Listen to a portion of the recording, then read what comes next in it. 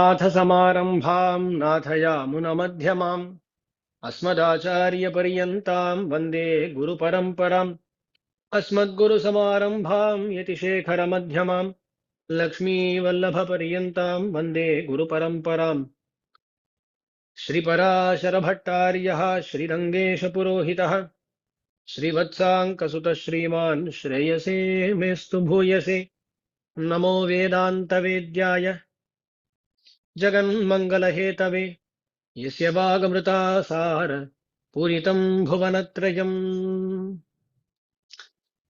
हमारे श्री वैष्णव गुरु परंपरा प्रभाव कालक्षेप में अब तक पराशर भट्टर स्वामी जी तक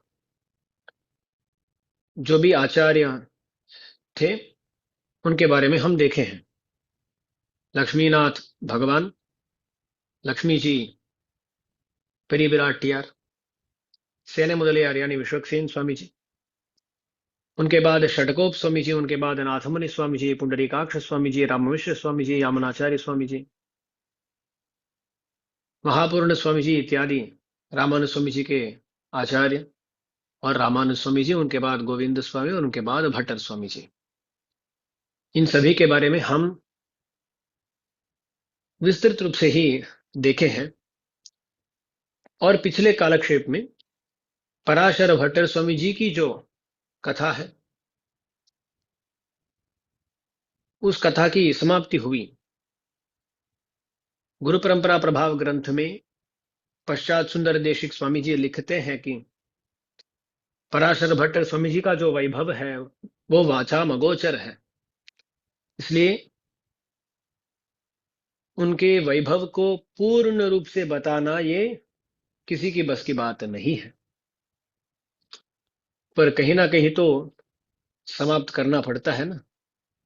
इसलिए हम समाप्त करके वहां से अगले आचार्य के पास जा रहे हैं। पराशर भट्टर स्वामी जी के बाद इस संप्रदाय का निर्वाह करने वाले आचार्य थे नंजीयर, जिनको वेदांती नाम से जाना जाता है।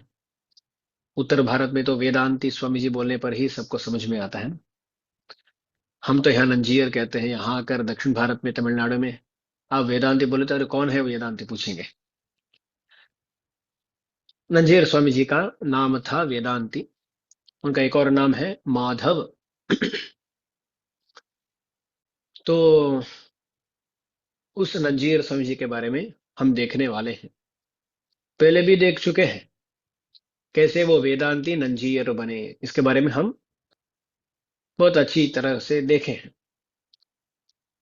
अब नंजीर स्वामी का एक पुत्र होते हैं, नंजीर स्वामी जी के पुत्र। यह एक बात है। एक बार पराशर भट्टर स्वामी जी अपने शिष्य नंजीर स्वामी जी को ऐसा वरदान देते हैं, आशीर्वाद करते हैं। वो बोलते हैं अरे आपको एक बड़ा अच्छा पुत्र मिलेगा। क्या बोलते हैं? अच्छा पुत्र मिलेगा। वेदांती स्वामी जी को कुछ भी समझ में नहीं आया। जैसे आप लोग भी देख रहे हैं ना, स्वामी जी कोई कुछ गलती से कुछ बोल रहे हैं क्या, ऐसा शायद सोच रहे हैं आप। ऐसा ही वेदांती स्वामी जी को भी लगा, अरे पराशर भट्ट स्वामी ऐसा क्यों बोल रहे हैं, हम तो सन्यासी हैं, सन्यासी का कैसा पुत्र हो सकता है। पर यहाँ औरस पुत्र के बारे में बात नहीं कर रहे थे स्वामी जी, अभी तो ज्ञान पुत्र के बारे में बात कर रहे थे। क्योंकि इनके जो शिष्य है ना, नम पिल्लई कलिवैरी दास स्वामी जी, उनका क्या नाम बना? नम पिल्लई। पिल्लई शब्द का अर्थ है पुत्र। नम पिल्लई माने मेरा पुत्र।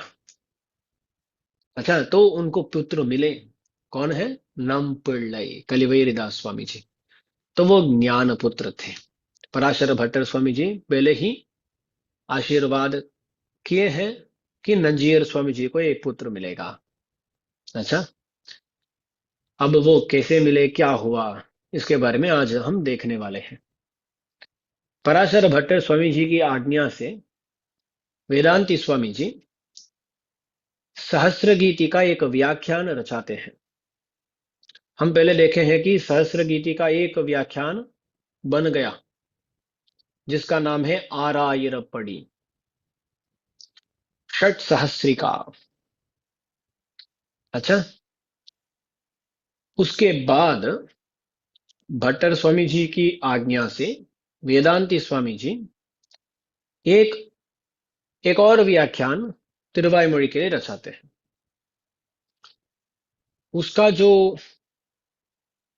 परिमाण है ना, वो नवसहस्रिका, यानी वो 6000 का ग्रंथ है तो ये 9000 का ग्रंथ है। इसको तमिल में वनबदिनायरपड़ी कहते हैं। वनबदिनायरपड़ी। हम देखने वाले हैं कि तिरुवाईमொழி सहस्त्र गीति के 5 व्याख्यान आने वाले हैं। अब तक 2 आ गए हैं और भी 3 आने वाले हैं।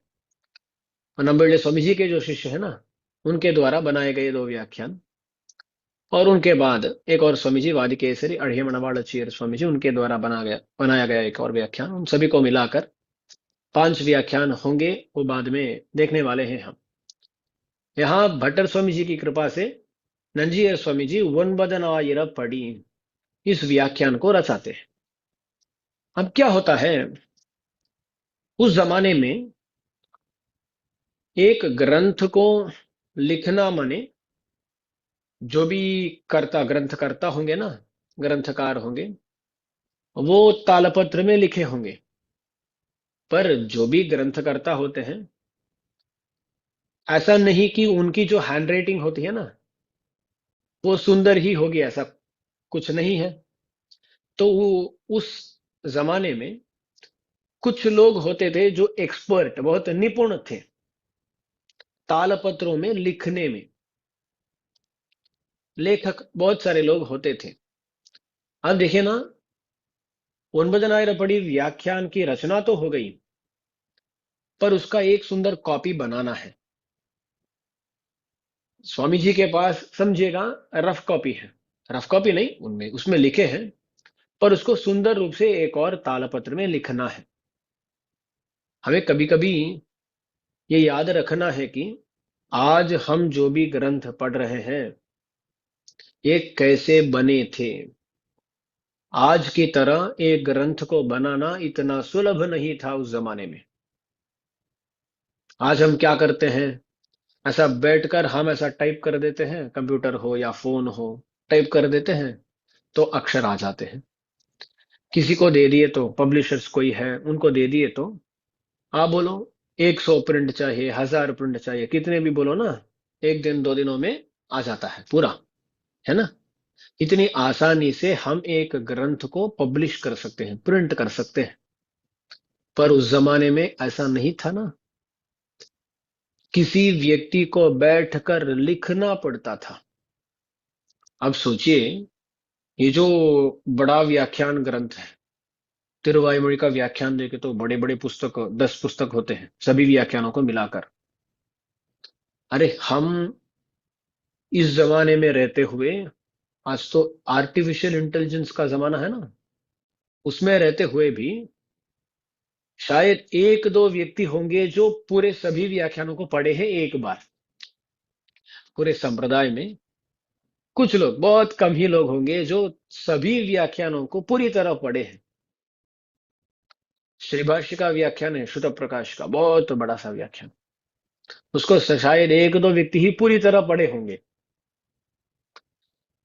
पर उस जमाने में जो भी ग्रंथकार उस ग्रंथ को बनाए हैं, उनको कहीं बैठकर अपने ही हाथों से पूरी तरह लिखना पड़ता था।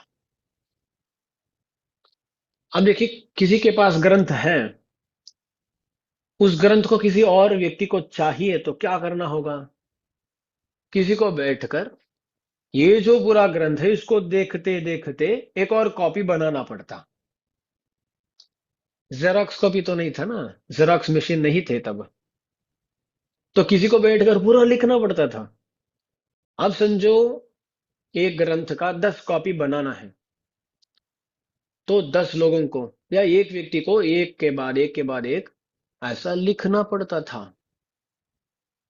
ऐसा लिख कर हमारे आचार्य तब के ग्रंथों को अब तक ले आए हैं। इसलिए जो भी आचार्य हमें इतनी बड़ी कृपा किए हैं, इतना बड़ा उपकार किए हैं, उनके प्रति हमें कृतज्ञता निवेदन अवश्य रोज ही करना होगा। और सिर्फ कृतज्ञता निवेदन ऐसा हाथ जोड़कर करने से कोई फायदा नहीं है। अरे वो इतना किए हैं ताकि हम भी पढ़ें, है ना। तो वो जो भी ग्रंथ लिखे हैं उन ग्रंथों को पढ़ना आवश्यक है, अवश्य ही पढ़ना है, सबको पढ़ना है। एक वृत्तांत याद आ रहा है दास को, किसी और कालक्षेप में भी आज दास ने बताया था। वरवर मुनि स्वामी जी अपने वृद्धावस्था में अपने वो जो बिस्तर होता है ना, बिस्तर की तरफ जो सन्यासियों का जैसा हुआ होगा वैसा, उसमें से लेटते हुए वृद्धावस्था में कुछ लिख रहे थे। अब सोचिए, लिखना भी कोई आसान बात नहीं है, तालपत्र में लिखना, उसका वो लिखना भी बहुत कठिन होता है। वो लिख रहे थे कुछ, तब वरद नारायण गुरु स्वामी कोइलअण्णन स्वामी वरवर मुनि स्वामी जी के पास आते हैं और पूछते हैं, स्वामी जी ऐसी अवस्था में आप क्यों इतनी तकलीफ उठा रहे हैं? ऐसा पूछते हैं कोइलअण्णन स्वामी जी। तब वरवर मुनि स्वामी जी जवाब देते हैं, बोलते हैं, अरे आप पूछ रहे हैं किसके लिए हम कर रहे हैं? अरे आपके लिए, आपके ही जो वंशज है ना उनके लिए ही कर रहे हैं हम। ये जो आचार्य हृदय ग्रंथ है ना, इसका तात्पर्य आने वाले पीढ़ियों को भी पता चले, इसलिए हम ये तकलीफ उठा रहे हैं। ऐसा बोलते हैं वरवर मुनि स्वामी जी। तो वो सभी आचार्य बहुत कठिन परिस्थितियों में इन ग्रंथों को लिखे हैं, इन ग्रंथों को बचाए हैं, इन ग्रंथों को आने वाले पीढ़ियों को पहुंचाए हैं। तो हमारा कर्तव्य बनता है कि इन ग्रंथों का हम सही तरह अध्ययन करें। तो हमें आज मिल जाता है, आज तो दास भी एक टैबलेट रखा हूं दास के सामने, इसमें सभी ग्रंथ मिल जाते हैं, हजारों की संख्या में ग्रंथ मिल जाते हैं। बहुत आसानी से हम देखते हैं, हम पूछते हैं, कुछ भी करते हैं। पर हमें कभी कभी याद करना है कि आसानी से ये ग्रंथ हम तक पहुंचे नहीं, हमारे आचार्यों ने बहुत तकलीफ उठाई। अच्छा, तो अब वेदांती स्वामी जी के पास आते हैं। वेदांती स्वामी जी अपना जो तिरुवायुमொழி का व्याख्यान है उसका एक फेयर कॉपी, सुंदर कॉपी बनाना चाहते हैं। तब क्या करते हैं, अपने शिष्यों को पूछते हैं, अरे कोई अच्छी तरह लिखने वाला, सुंदर रूप से लिखने वाला कोई है क्या हमारे शिष्यों में? वेदांती स्वामी जी पूछते हैं। उस संदर्भ में ना, उस जमाने में ना, ये जो लेखक होते हैं ना, बहुत सारे लेखक होते थे। वो एक क्या बोले, दो लेखक मिलकर आते थे। ऐसा जैसा आज भी, आज बहुत कम हो गए, पर आज भी ना कुछ बेचने वाले एक एक घर को आते जाते रहते हैं ना। ऐसा ये क्या, फल बेचने वाले, सब्जी बेचने वाले, कोई गाड़ी को ऐसा पुश करते हुए वो आते हैं ना। वैसे ही उस जमाने में लेखक आते थे, एक एक घर को आकर वो पूछते थे, अरे आपके घर में कुछ लिखने का ले है क्या, कुछ कॉपी लेना है क्या? ऐसा आते थे। और वो दो दो लोग मिलकर आते थे। अब देखिए ना, किसी के घर में एक रामायण का ग्रंथ है, सोचो समझिए, उसका एक और प्रति चाहिए, किसी को गिफ्ट करना है। तब क्या करते थे, अरे ये लेखक आया है आज, तो क्या करते हैं, अरे आप आज ये रामायण कोश जो है ना, उसको आप आज कॉपी ले लो। जितने दिन होंगे ना उसको कॉपी करने के लिए, उतने दिन तक उनको भोजन दे देते थे। तो वो दो लोग बैठकर, एक बंदा पढ़ता था, दूसरा बंदा लिखता था। क्योंकि एक ही व्यक्ति को देखकर लिखने में बहुत तकलीफ होती है, इसलिए एक बंदा पढ़ता था, एक बंदा लिखता था, इसलिए वो दोनों मिलकर ही जाते थे। ऐसे में क्या होता है, ये पढ़ने वाला जो होता है और लिखने वाला जो होता है ना, ये सभी पंडित नहीं होते हैं। अरे पंडित हुए होंगे तो क्यों ऐसा घूम रहे हैं ये लोग? तो ये दोनों पंडित नहीं है। तो ये पढ़ते समय ये कोई गलती कर दिया तो सोचिए ना, कुछ लोग होते हैं ना, हम देखे ना, परिमाण है परिणाम है, इन दोनों के बीच में बहुत सारा अंतर है ना, फर्क है ना। परिमाण बोलना है, कोई बोल देता है परिणाम बोल देता है। अरे ये जो बोलता है ना, उसको सुनकर वो लिखता है। ये दोनों पंडित नहीं है ना, उनको क्या मालूम। ये गलती से कुछ पढ़ लेता है, वो कुछ लिख लेता है। ऐसे ही ग्रंथों में पाठ भेद आते हैं। आप देखें तो कुछ ग्रंथों का ऐसा होता है कि ग्रंथ से भी बड़ा होता है पाठ भेद, या परिणाम परिमाण परिमित, कुछ इतने सारे पाठ भेद होते हैं। बोला जाता है कि महाभारत का ऐसा ही है। महाभारत के जो भी ग्रंथ उपलब्ध है ना आज, इतने सारे ग्रंथ हैं, इतने सारे पाठ हैं कि मूल से भी पाठ भेद का ज्यादा जगह होता है पुस्तक में। ऐसा हो गया। तो ये पाठभेद आने का कारण क्या है ना, ये लोग, ये पंडित नहीं थे पर वही लिखते थे। उनको पता नहीं था कहां से कैसा गलतियां आ जाती हैं। अब यहां देखिए ना, नंजीयर स्वामी जी इन सभी बातों को अपने मन में रखते हुए अपने शिष्यों को पूछते हैं, अरे ऐसा लिखने वाला कोई है क्या अपने शिष्यों में? क्योंकि जब एक पंडित लिखेगा तब अच्छी तरह से वो प्रति बनेगी, वो कॉपी बनेगी। और एक और बात क्या है, ये तिरुवायुमொழி का अर्थ है ना, साक्षात द्वैमंत्र का अर्थ है। इसको किसी सामान्य इंसान को दे नहीं सकते, विशेष व्यक्ति को ही देना पड़ता है। इसलिए भी कोई अपने शिष्यों में है क्या, ऐसा विचार करते हैं। तब सभी शिष्य बोलते हैं, स्वामी जी ये नंबूर नामक एक गांव है, वहां से रोज हमारे कालक्षेप को आने वाले एक वरदराज है। नंबूर वरदराज,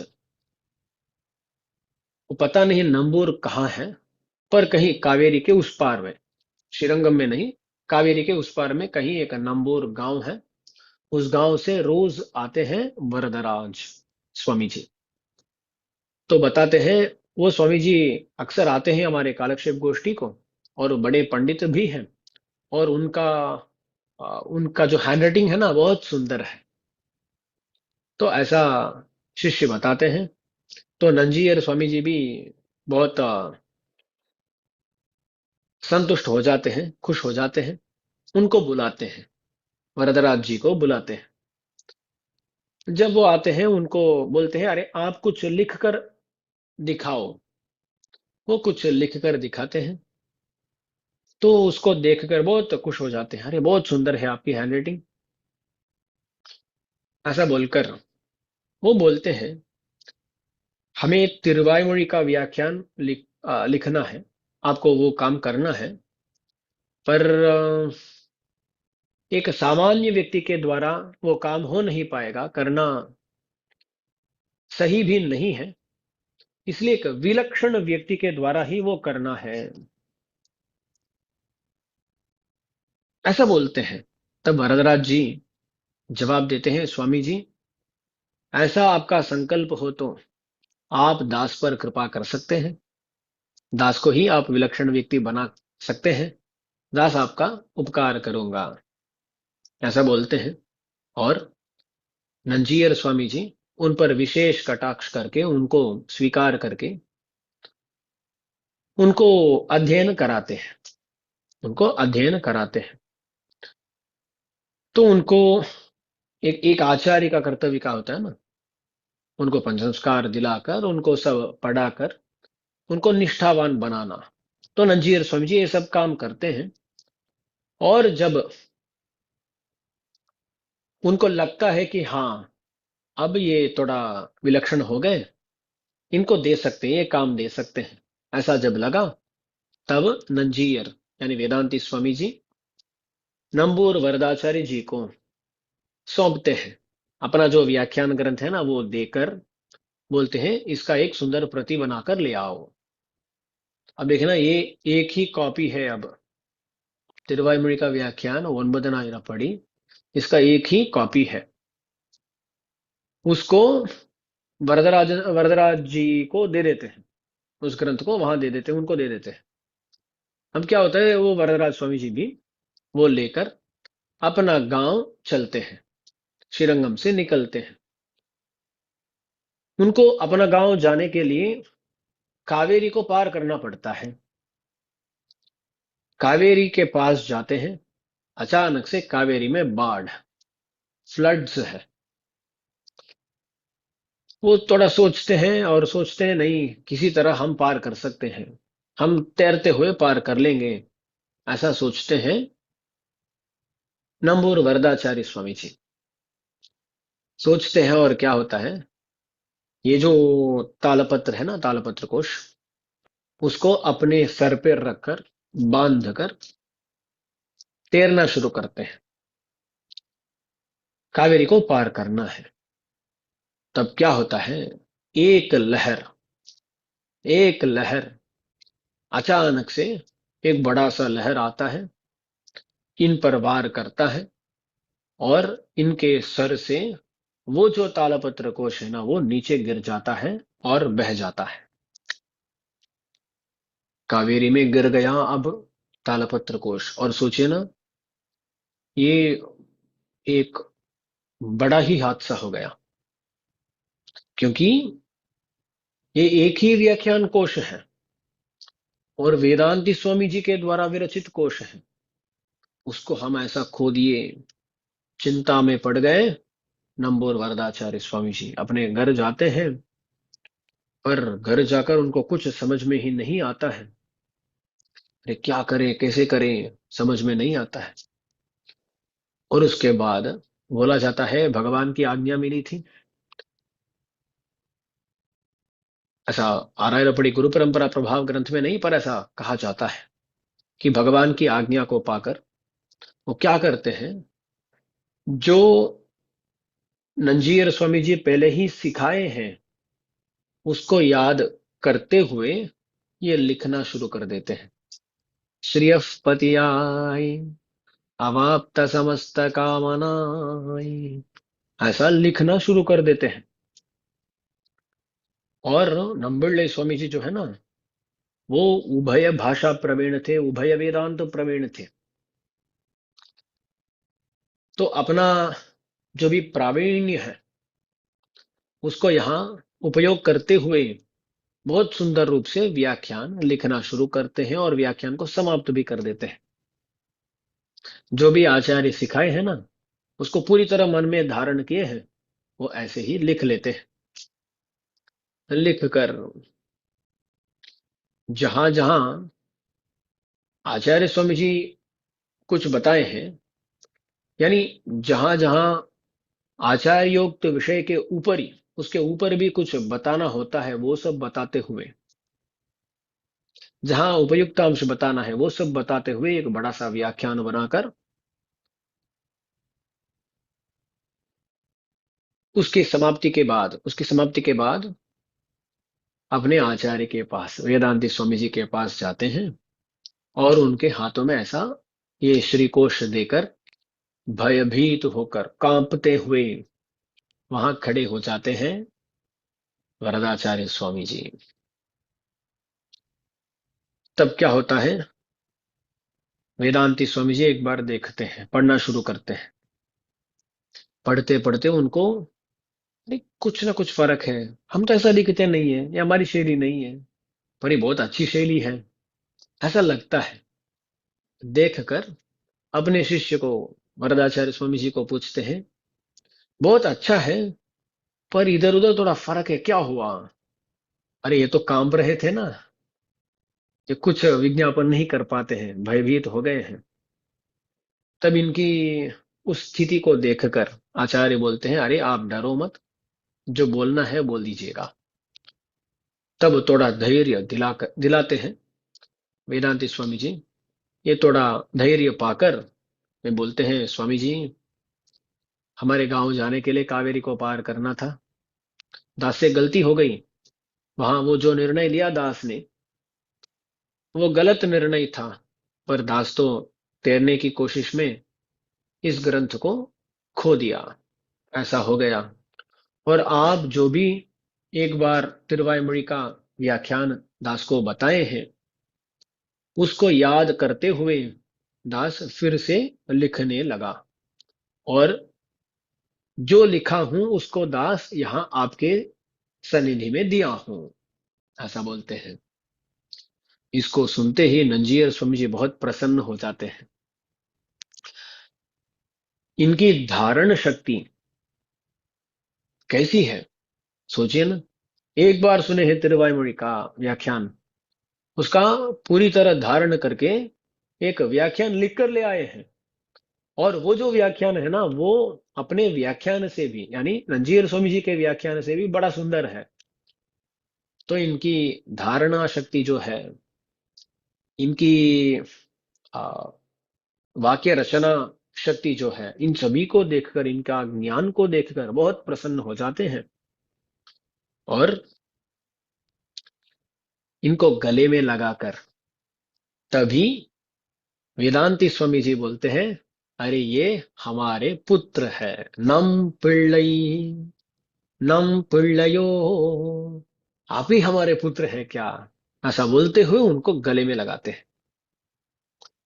तब उनको पता चलता है भट्टर स्वामी जी का वाक्य का अर्थ। जब पराशर भट्टर स्वामी जी पहले बोले कि आपको एक बड़ा अच्छा पुत्र मिलेगा, तब इनको समझ में नहीं आया, जैसे हमको भी समझ में नहीं आया।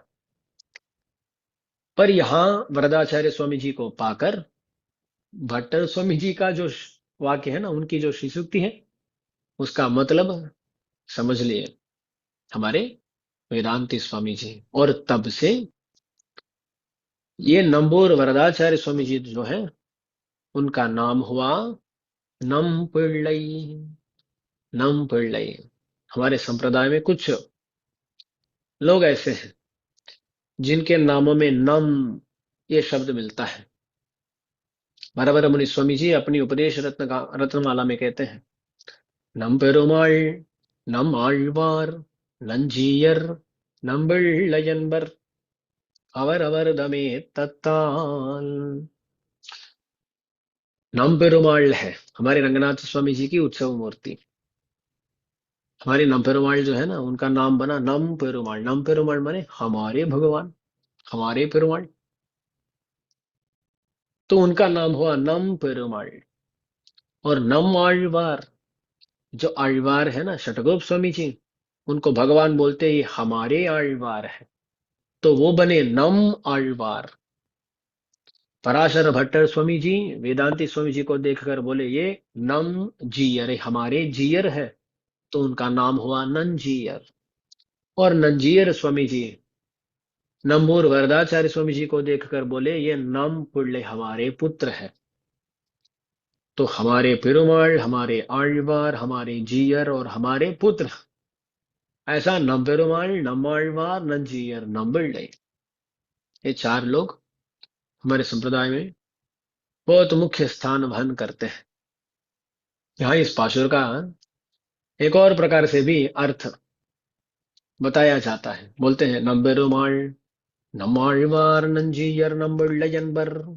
नंबेरुमाள் जो हमारे उत्सव मूर्ति है ना, भगवान रंगनाथ भगवान है ना, वो क्या करते हैं ना, उनके ओठों को देखे तो वो सदा कुछ ना कुछ बोल रहा है। आप पास में जाकर ध्यान से सुने तो वो सदा नम्माழ்வார், नंजीयर, नंबिళ్ళை, नम्माழ்வார், नंजीयर, नंबिళ్ళை ऐसा बोल रहे हैं। तो नंबेरुमाள், नम्माழ்வார், नंजीयर, नंबिళ్ళை என்பர்। नंबेरुमाள் सदा इनका नामानुसंधान कर रहे हैं, ऐसा भी स्वरस रूप से वहां एक अर्थ बताते हैं। अच्छा, तो विषय क्या है ना, ऐसे नम पेरुमाள், नम आழ்வார், नंजीयर, नम पिल्लई, ऐसा इनका नाम हुआ। तो नंजीयर स्वामी जी का शिष्य नम पिल्लई बने। इनके बहुत सारे नाम हैं जिनके बारे में हम आने वाले कालक्षेपों में देखने वाले हैं, जैसे कलिवैरी दास है, लोकाचार्य स्वामी जी है, श्री सूक्ति महार्णव है, ऐसे बहुत सारे नाम हैं। इन सभी के बारे में आने वाले कालक्षेपों में देखेंगे।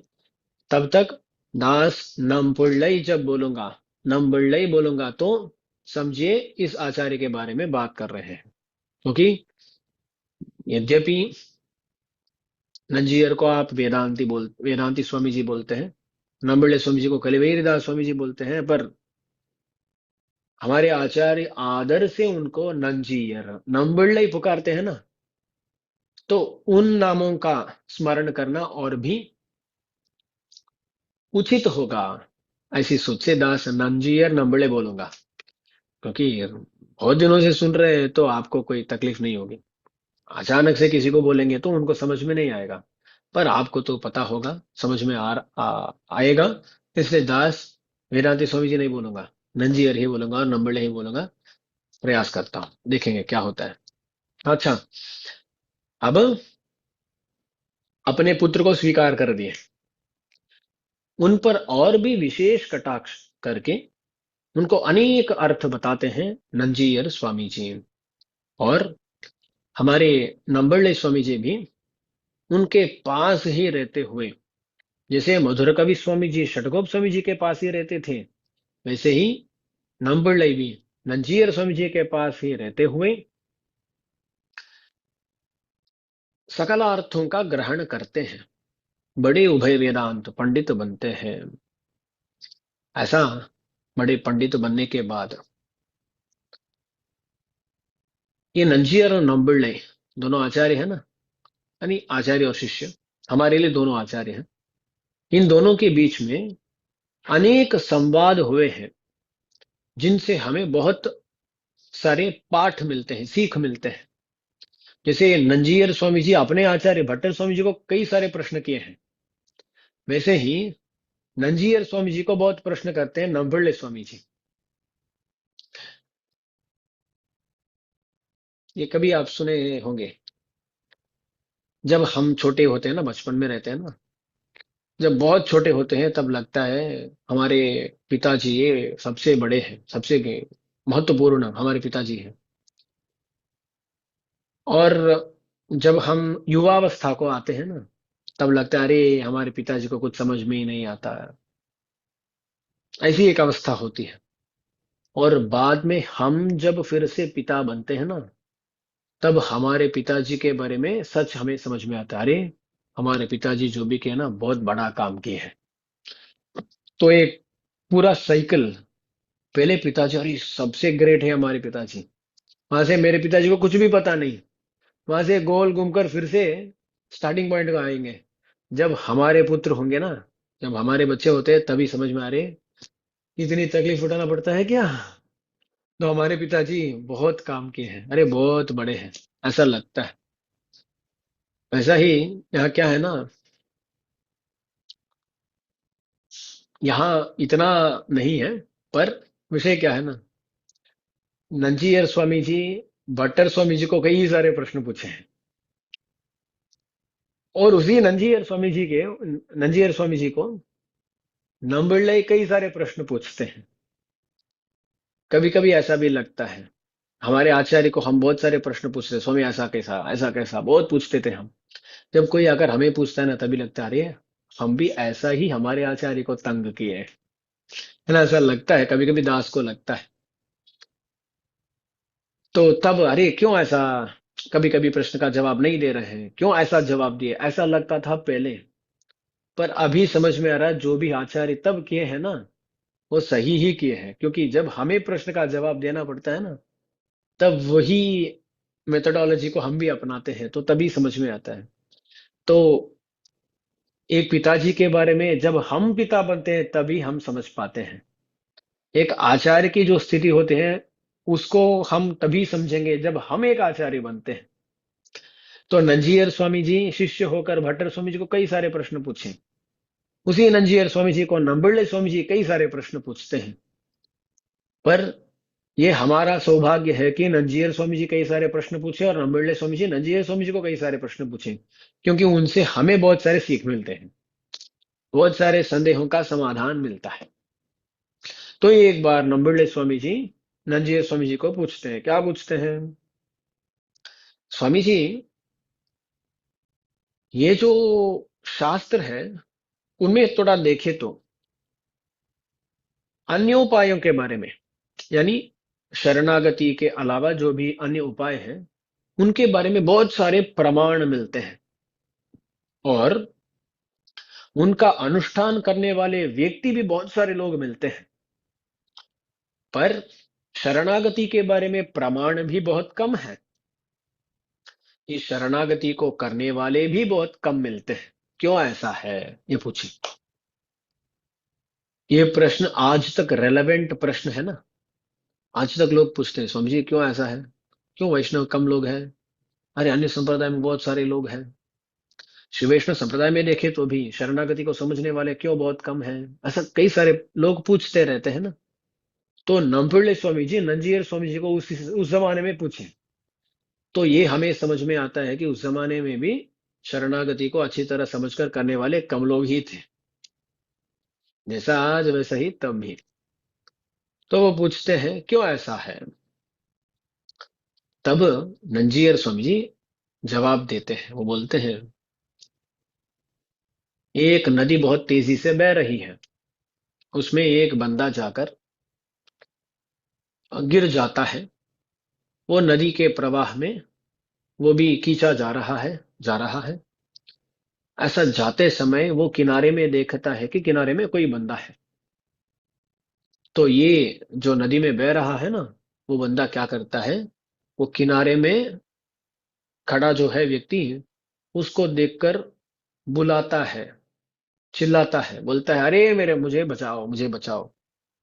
और वो जो बंदा किनारे में है ना, वो शक्तिमान है। तो शक्तिमान माने वो शक्तिमान नहीं, शक्तिमान जिसको उसकी शक्ति है, तो वो आकर इसको बचाएगा, है ना। अब देखिए, कोई नदी में बह रहा है, वो डूबने वाला है, वो हमें पुकारता है, अरे आकर बचाओ, आकर बचाओ, बचाओ बचाओ, वो चिल्ला रहा है। तब हम क्या ये पूछेंगे कि शास्त्र में प्रमाण है क्या, नदी में बहने वाले को बचाना है, ऐसा प्रमाण है क्या, ऐसा कोई पूछेगा क्या। नहीं। अरे मेरा सामर्थ्य है, और वो डूब रहा है, और पूछ रहा भी है वो, तो मैं जाकर अपने आप से ही उसको जाकर बचाऊंगा, मैं शास्त्र से प्रमाण ढूंढूंगा नहीं। वैसे ही, अरे हम संसार में डूब रहे हैं, और भगवान सर्वशक्तिमान सर्वज्ञ करुणामय भगवान है, उस भगवान को हम प्रार्थना करें, अरे भगवान हमें बचाओ, वही तो शरणागति है। मैं अपने आप को बचा नहीं सकता, अरे भगवान आप बचा दीजिए, यही तो हमारी प्रार्थना है। तो यहां देखिए, इसको समझने के लिए हमें कुछ और प्रमाण चाहिए क्या। एक बंदा डूब रहा है, एक बंदा बचा सकता है, ये उसको प्रार्थना करें, इसके लिए कोई प्रमाण चाहिए ही नहीं, ये लोक सिद्ध है। ऐसा पहले जवाब देते हैं हमारे नंजीर स्वामी जी। तो प्रमाण नहीं है तो भी चलता है, ऐसा बोलकर उसके बाद कहते हैं प्रमाण नहीं है ऐसा नहीं बोल सकते। उपनिषदों में मुमुक्षुर्वै शरणमहं प्रपद्ये तस्मात् न्यासमेषाम तपसाम अतिरिक्तमाहु, ऐसा शरणागति के बारे में प्रस्ताव है।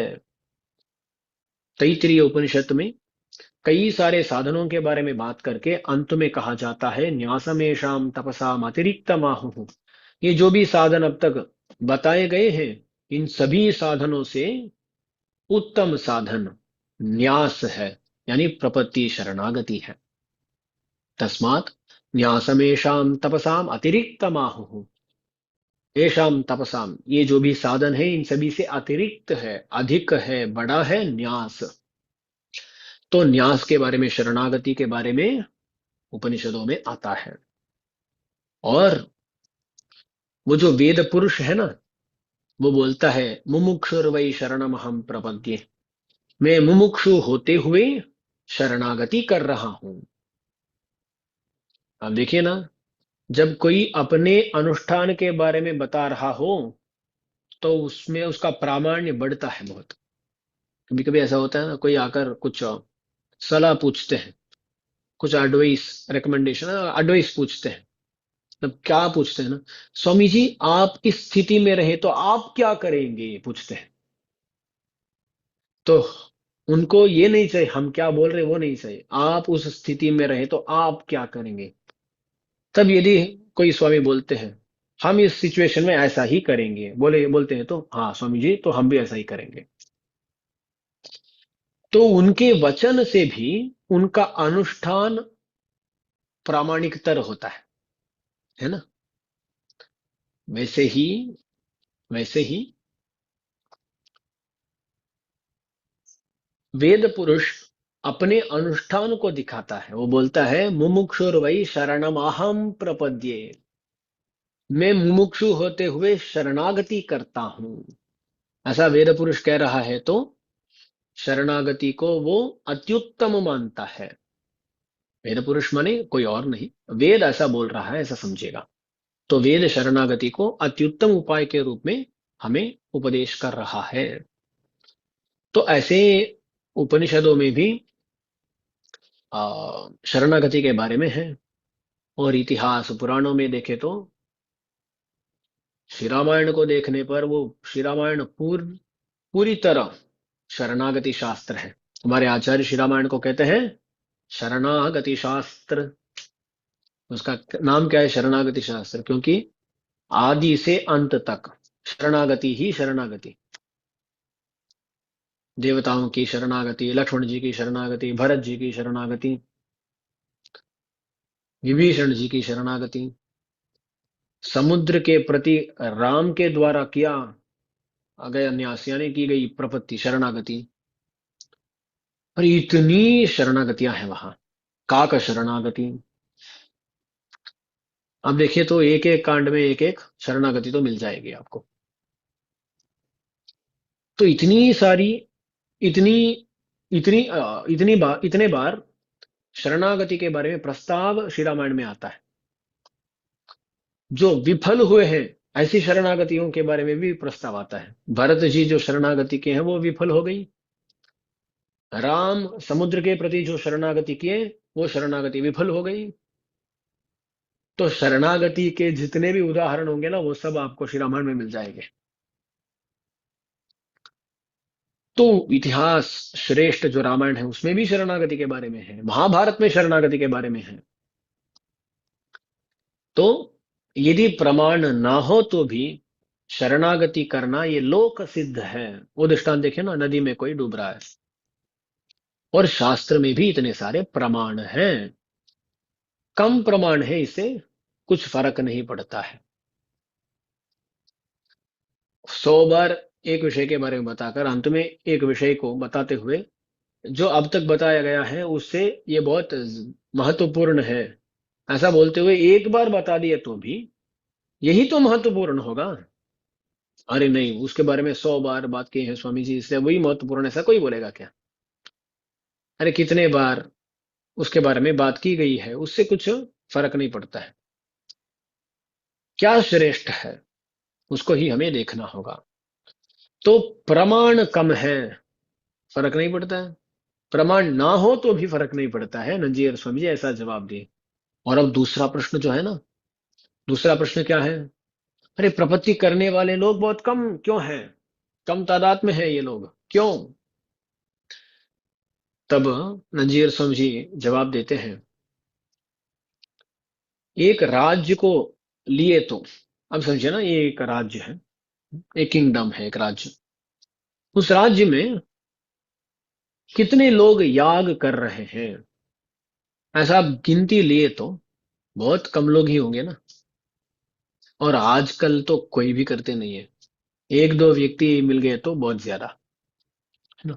अब कोई ऐसा बोल सकता है कि अरे याग करने वाले बहुत कम लोग हैं इसलिए याग करने वाले वो नाकाम है, निष्प्रयोजन है, ऐसा कोई बोलेगा क्या। नहीं। एक गांव लिए तो उसमें ज्यादातर लोग गृहस्थ होंगे, है ना, ज्यादातर लोग गृहस्थ होंगे और एक दो सन्यासी हो सकते हैं। आजकल तो बहुत कम हो गए। तो एक राज्य लिए तो उसमें एक दो सन्यासी मिलते हैं, 10-15 सन्यासी मिलेंगे। तो कोई बोल सकता है कि गृहस्थ आश्रम ही सबसे बड़ा है, संन्यास आश्रम बहुत नीचा है, क्योंकि लोग बहुत कम हैं। ये कैसा आर्ग्यूमेंट है? ऐसा कोई बोल सकता है क्या? कोई कम तादाद में है इसलिए वो श्रेष्ठ नहीं है, ऐसा कोई बोल सकता है क्या? नहीं बोल सकता है। आजकल ये जो क्रिश्चियंस होते हैं ना, क्रिश्चियंस, वो बोलते हैं हमारा जो मत है वही बहुत प्रचार में है, इससे यही श्रेष्ठतम है। तो उनके लिए ये जवाब दे सकते हैं, है ना? ज्यादा संख्या में कुछ है इसलिए वो श्रेष्ठ नहीं बनता है। कोई संप्रदाय कम संख्या में है इसलिए वो नीच भी नहीं होगा। ऐसा देखने पर ना सन्यासी वो उत्तम नहीं, वो उत्तमाश्रम बोलते हैं ना सन्यास आश्रम को। अरे बहुत कम लोग हैं सन्यासी। तमिलनाडु में देखे तो अरे श्री वैष्णव सन्यासी कितने लोग हैं? ज्यादा हुए तो 10 लोग होंगे। हाँ, तो सन्यास आश्रम, अरे उससे कुछ प्रयोजन नहीं स्वामी, ऐसा बोल सकते हैं क्या? संख्या से श्रेष्ठता का कोई संबंध नहीं होता है, कोई लेना देना नहीं। इसलिए कोई उत्तमाश्रमी कम तादाद में है, उत्तमाश्रमी कम तादाद में ही इसलिए वो नीच है, उत्तम नहीं है, ऐसा जैसा नहीं बोल सकते हैं। वैसे ही प्रपन्न लोग कम हैं इसलिए प्रपत्ति उत्तम नहीं है, ऐसा नहीं बोल सकते हैं। नंजीर स्वामी जी बहुत सुंदर दृष्टांत के द्वारा इस विषय को समझाते हैं। अब देखिए ना, ज्यादातर लोग ज्यादा सोचते ही नहीं है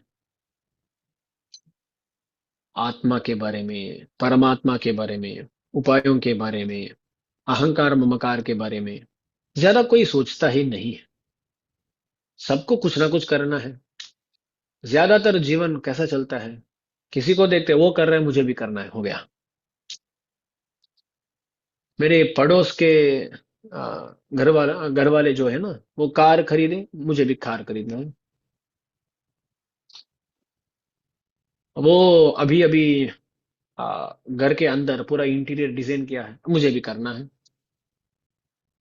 मेरा दोस्त ऐसा किया, मुझे भी करना है। तो ज्यादातर कोई अपने बारे में, परमात्मा के बारे में सोचते ही नहीं है। कोई जा रहे तो हम भी जाएंगे, कोई कुछ कर रहे तो हम भी करेंगे, ऐसा ही करते हैं। जब कोई सच में सोचने लगता है ना, अरे मैं जो कर रहा हूं उससे मुझे क्या मिलने वाला है, इससे सच में मुझे कुछ ना कुछ मिल जाएगा क्या, ऐसा जब कोई सोचने लगता है और सही प्रमाणों के द्वारा वो यदि विषयों को समझने का प्रयास करे, तब अंत में वो जाकर समझेगा कि मैं जो भी करता हूं इससे कुछ फायदा नहीं है। भगवान की कृपा ही एकमात्र उपाय है, पर उसको समझने के लिए बहुत प्रयास करना होगा। नहीं तो अच्छे आचार्य के पास जाकर समय बिताना होगा। पर लोगों को ये अच्छा नहीं लगता है ना। उनको क्या चाहिए? उनको ग्लैमर चाहिए, उतना ही है ना। उनको कुछ और नहीं चाहिए। उनको ज्ञान बांटेंगे तो अरे नहीं स्वामी जी, आना है कुछ ऐसा, गाना नाचना ये सब देखना है, वहां से निकल जाना है। ये हमारा, ये जो शरीर है ना, इस शरीर में हमारा जो मस्तिष्क है वही अत्यंत आलसी एक अवयव है। उसको कुछ भी काम नहीं करना है। दास अक्सर बताता हूं, मंदिरों में कुछ भजन कार्यक्रम है तो लोग आ जाते हैं। इतना वहां कुछ इसका काम नहीं होता है ना। जो याद है उसको बोल सकते हैं, नहीं तो उसको एंजॉय करके वहां से निकल सकते हैं। उससे भी ज्यादा कहाँ आते हैं? अन्नदान के लिए आते हैं। प्रसाद विनियोग जहां होता है ना, वहां बहुत सारी भीड़ होती है। कुछ भी काम नहीं है। पर आप प्रवचन रखिएगा, प्रवचन में 10 लोग भी नहीं रहेंगे। अरे 100 लोग थे पहले प्रसाद के लिए, बाद में प्रवचन के लिए 10 लोग भी नहीं। कहीं पर गया था दास, एक मंदिर में बहुत सारे लोग बैठे थे, 100 लोग, 150 लोग बैठे थे। मैं सोचा अरे यहाँ इतने लोग कैसे बैठे हैं धनुर्मास में, वो सुबह सुबह बैठे हैं। तो उन्होंने बताया, स्वामी जी पहले हम क्या करते थे, पहले प्रसाद विनियोग करके बाद में प्रवचन रखते थे, तो 10 लोग बैठते थे।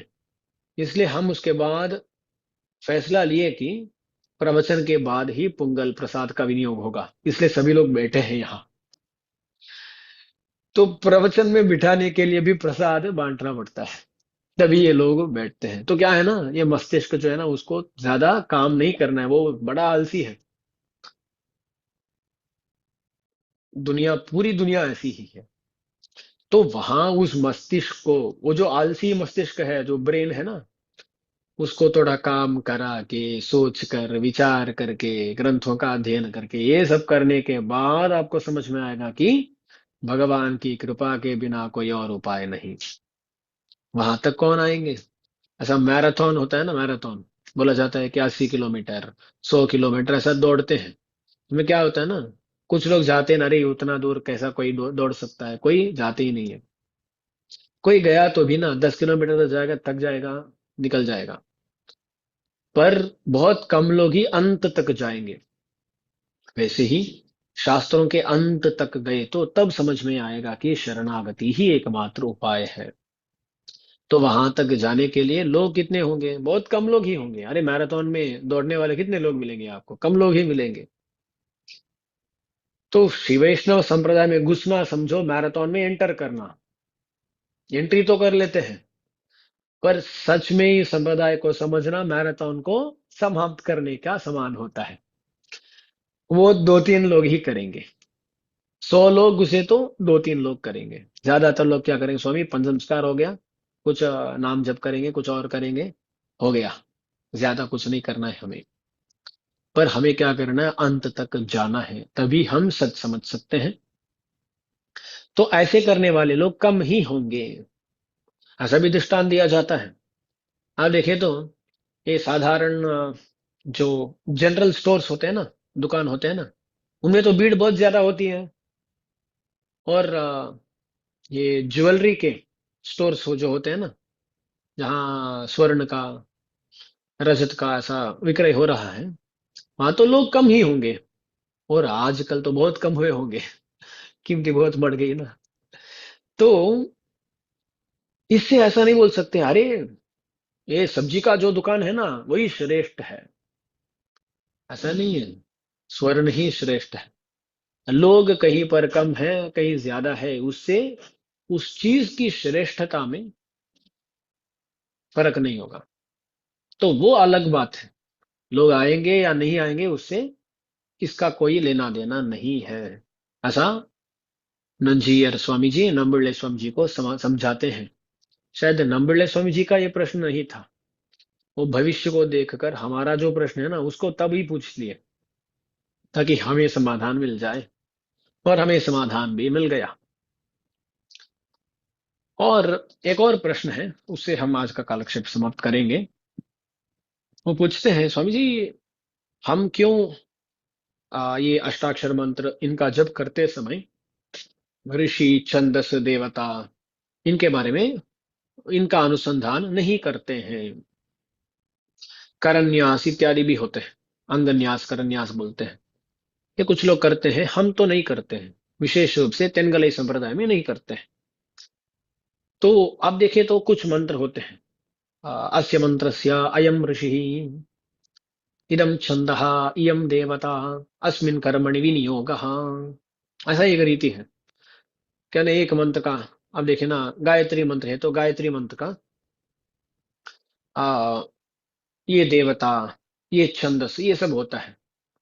छंदस, देवता, ये सब होते हैं। अयम ऋषि, ये ऋषि है, जिन्होंने उस मंत्र को देखा है, वो ऋषि है। विश्वामित्रो ऋषि, अनुष्टुप छंद, त्रिष्टुप छंद, जगती पंक्ति, ऐसे छंदस होते हैं और देवता होते हैं। हर एक मंत्र का ऋषि, छंदस और देवता तीन होते हैं। पर हम तिरुमंत्र इत्यादियों का, मूल मंत्र इत्यादियों का ऐसा कुछ ऋषि का अनुसंधान, छंदस का अनुसंधान या देवता का अनुसंधान करते नहीं है। क्यों नहीं करते हैं? तब स्वामी जी बोलते हैं, अरे इस तिरुमंत्र इत्यादियों में जो प्रतिपाद्य वस्तु भगवान है, यदि भगवान की कोई सहायता चाहिए होगी, तब इन मंत्रों का किसी की सहायता चाहिए होगी। भगवान को भी दूसरों की सहायता नहीं चाहिए, इस मंत्र को भी दूसरों की सहायता नहीं चाहिए। इसलिए ऋषि का अनुसंधान, छंदस का अनुसंधान, देवता का अनुसंधान ना करे तो भी हमें वो मंत्र अपने अर्थ को बताने से रक्षण करेगा ही। प्रतिपाद्य के लिए सहायता की अपेक्षा नहीं है, प्रतिपादक मंत्र के लिए क्यों सहायता की अपेक्षा होगी?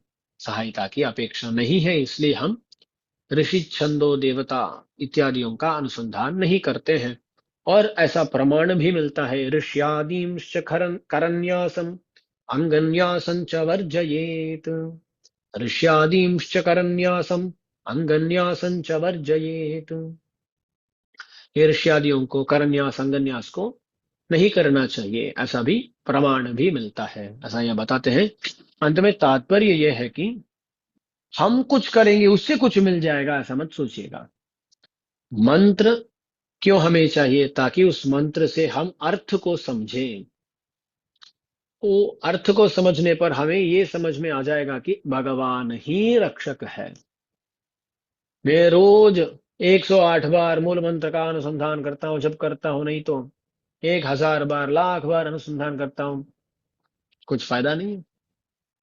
हमें समझना है मूल मंत्र से, प्रणव में क्या बताया गया, नमः शब्द में क्या बताया गया, नारायणाय इस पद में क्या बताया गया, उसको समझ लिए और अनन्योपाय बन गए, भगवान को ही उपाय मानने लगे, तो भगवान काम करेंगे। हमारे प्रयत्न से हमें कुछ मिलने वाला नहीं है, इस बात को हमें समझना है। तो मंत्र में से हमें क्या समझना है? अर्थ को समझना है। सिर्फ मंत्र का पाठ करूंगा, अरे मंत्र मिल गया स्वामी जी, रोज हम 108 बार पाठ करते हैं, काफी है क्या? ऐसे बहुत लोग पूछते हैं। काफी नहीं है, पर्याप्त नहीं है। रामानुज संप्रदाय की दृष्टि में देखें तो आपको मूल मंत्र का अर्थ, द्वय मंत्र का अर्थ, चर्म श्लोक का अर्थ अवश्य ही समझना होगा। ये समझने के बिना सिर्फ कुछ मंत्र का पाठ करने से फायदा नहीं है, हमारे संप्रदाय में भी। हमारे संप्रदाय में ऐसा फायदा मिले मिले तो भी, मोक्ष मिले तो भी, ऐसा मोक्ष हमें नहीं चाहिए। यही रामानुज संप्रदाय का सिद्धांत है। सिर्फ भगवान को उपाय बनकर हमें मोक्ष देना है। मेरे प्रयत्न से मुझे ये मोक्ष मिलेगा, ऐसा मोक्ष नहीं चाहिए। षटकोप स्वामी जी कहते हैं, दास ये नहीं कह रहा हूं। वो कह रहे हैं, अरे भगवान, यदि आप मोक्ष दें तो मुझे वो मोक्ष चाहिए। मेरे प्रयत्न से मोक्ष मिलेगा, कोई और व्यक्ति मुझे मोक्ष देगा तो मुझे वो मोक्ष ही नहीं चाहिए। ऐसे आप ही मुझे नहीं चाहिए, ऐसे आप ही चाहिए जो आपके द्वारा मिलते हैं। ये षटकोप स्वामी जी का सिद्धांत है। और भगवान और आचार्य, ऐसा मत समझिए कि अरे आचार्य के द्वारा भगवान मिले, तो आचार्य भगवान के ही तिरुवड़ी है ना, तो भगवान के तिरुवड़ी के द्वारा भगवान मिलेंगे तो हमें चाहिए ही, वो प्रॉब्लम नहीं। भगवान के अलावा किसी अन्य के द्वारा हमें मोक्ष नहीं चाहिए, और हमारे प्रयत्न से भी मोक्ष नहीं चाहिए। यही षटकोप स्वामी जी का सिद्धांत है, दास का नहीं। षटकोप स्वामी जी आराम मुदे इस तिरुवायुमणि में इसके बारे में बताते हैं। तो इस विषय को बताते हुए दास आज का जो कालक्षेप है उसको समाप्त करता हूं। अब नंजीर जो सन्यासी है ना, उनको एक पुत्र मिल गए, और उन दोनों के बीच में जो संवाद है उसके बारे में भी हम देखे हैं। और भी कुछ ऐसे संवाद है जो बहुत स्फूर्तिदायक है, इनके बारे में हम आने वाले कालक्षेपों में देखेंगे। श्रीमते रम्यजामातृ मुनीन्द्राय महात्मने श्रीरंगवासिने भूयात नित्य श्रीर्नित्य मंगलम। आழ்வார் எம்பெருமானார் ஜீயர் திருவடிகளே சரணம்। जय श्रीमन्नारायण, जय श्रीमन्नारायण, जय श्रीमन्नारायण।